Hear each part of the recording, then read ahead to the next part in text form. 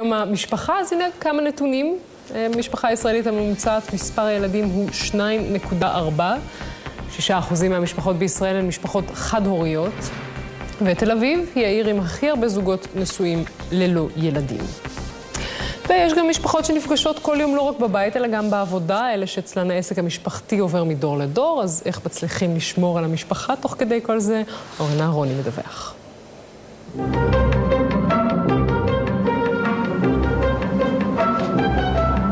אבא לא מוותר על החליבה.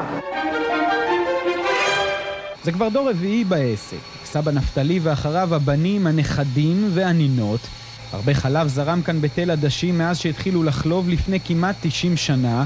משפחה אחת, 4 דורות, וכל אחד יודע את מקומו. איך ההיררכיה עובדת? הוא זיהה שיש תקלה. מי זה הוא? הסבא זיהה שיש תקלה. לוי זיהה מה מהות התקלה, ואני מתקן. במפעל הריהוט קל נוח יושבים משה וחיה המייסדים. כבר 60 שנה ביחד מגדלים את דור ההמשך של העסק. מה שבנו בשתי ידיים עבר לבנים. עכשיו הם הבוסים של הנכדים. הלב שלי מתחמם יותר ויותר. אני אוהב את כולם וטוב לי איתם. ואני שמח שיש ממשיכים. כרמלה פה, הנה, ואני פה. אז מי זה? אז מי זו? זה איציק. לא רחוק משם בלוד, משפחת כדורי נזכרת איך הסבא הקים את המפעל לשלטים. הבן המשיך, הדודות שפעם החליפו לנכד חיתולים, היום מקבלות ממנו הוראות. הבוס שלנו הוא צעיר, כן, היו בדיחות על בוסים, כן, הוא עוד לא צבר. ואם דודה שלך באה היום ואומרת אני רוצה עלה במשכורת? אז אם מגיע לה היא תקבל, ואם לא מגיע לה אז היא לא תקבל.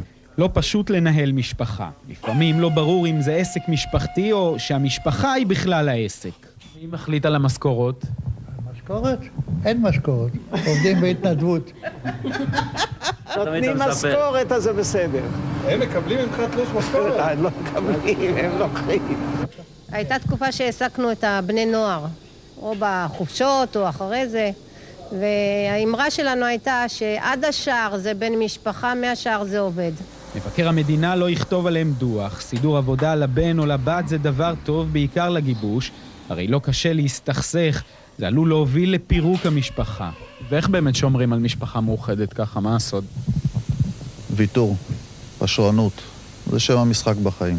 פעם חגגו את יום האם, אחר כך החליפו אותו ליום המשפחה. מה זה אומר? אם תשאלו את כדורי, באום או פייגין, אז לא הרבה. הרי מאז קום המדינה הם ביחד, גדלים באופן טבעי, משתדלים שזה יעבוד. לא רק העסק, אלא בעיקר שהמשפחה תישאר שלמה. זה האמת, כולם צועקים על כולם, אבל בסוף מגיעים להבנה שיחד זה יותר טוב מאשר לבד. זה תמיד נכון.